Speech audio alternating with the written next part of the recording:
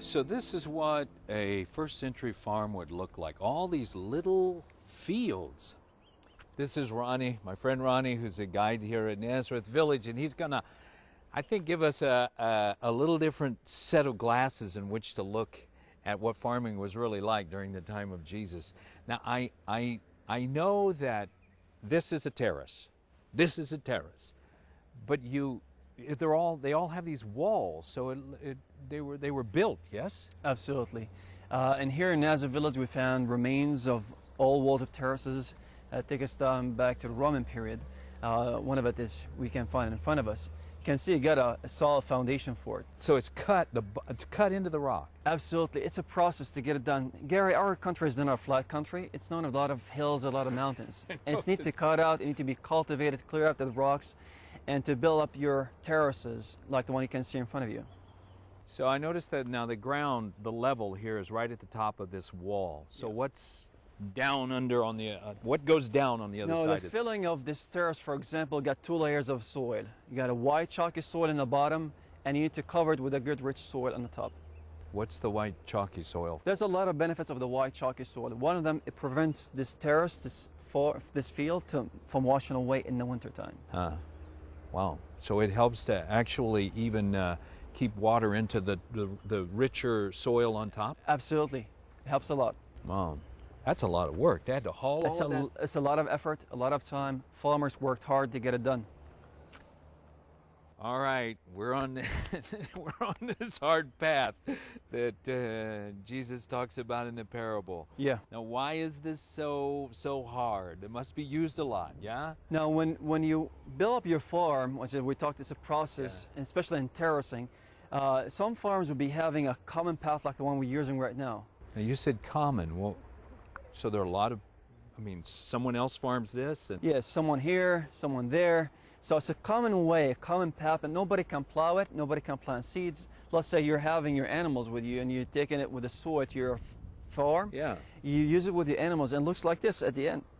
Looks how, as just so solid it is. That's why it's so hard packed. It's so hard and packed like the one we are in right now.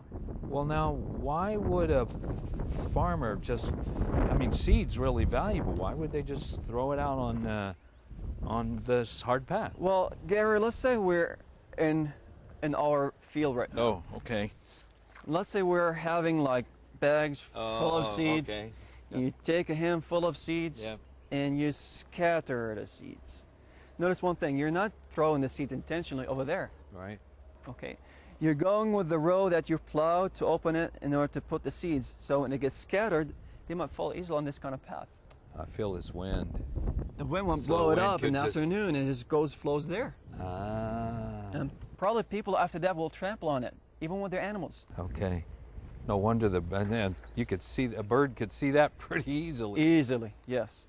Wow. Watch your steps in here. I noticed this. Is this, oh, wow. And watch your hands. Really, yeah, we have on the side of this terrace in here a big thorn bush. Now these thorns actually start as small, tiny houses of thorns, and when it grows up in here in a field like this, in the farm, it gets bigger and wide like this. It's huge. Of course, the seeds will easily fall along these thorns in here. You mean seeds down in here? Yes, and if it grows up, when this gets big like this, easily choke up the seeds in the whole thing. It kills it. Wow. It's I mean, it's exceptionally big too, considering the smallness of the field. Whoa. Watch your legs. They are sharp. Yeah. Now, it talks about rocky soil, and there are rocks everywhere. Absolutely. So what's the difference when it talks about shallow or some will fall on a rocky... The rocky soil, you mean? Yeah. Well, let me show you in here, in this field, how it looks like.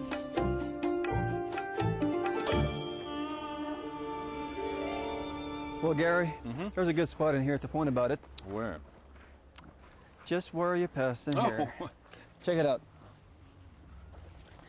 Now, if you look at this thing, it looks like looking good, right? Right. Good soil on the top in here and everything well. Oh. What do you got there? I see what you mean. You see the base of it? Wow. That's bedrock right there. That's the limestone bedrock. Wow. That's how it looks like. Yeah, you drop a seed on that and... It hits this. Yeah. It's a solid bedrock up down there. So there's no depth at all here. No depth at all. No, it's just shallow. Shallow it is. Roots would just kind of fan out. And I bet when the rain would hit this rock, it would heat and roll right into those roots and cook them. Yes, that's what happens to the whole thing. No. Here, look at this. Speaking about good fertile soil, see how it looks like. Look at the color of it, how it looks like. This is what's called in the language of the farmer a terra rossa, which is a good soil known in Galilee, and it's need to be taken good care of. Wow. And I noticed there are little rocks in here, but that must... That's the little rocks. But it must sort of... that would hold air and actually hold moisture in there. Yes. Now, you don't think of some rocks being good and some rocks being... Yeah. And this There's is deep. depth. It's deep. There's depth for it, Wow. good depth for it. So this is good soil. This is what you need to have a good yield. Absolutely. So how do you... But you've got to prepare it a certain way. The So preparation part takes a lot of time. They start doing this actually once they get the rain. As it's called in the early rain. yeah, early rain And latter rain. Okay. When this rain comes in, they see this kind of field. Yeah. It's so rocky, right? Yes. But it gets soft.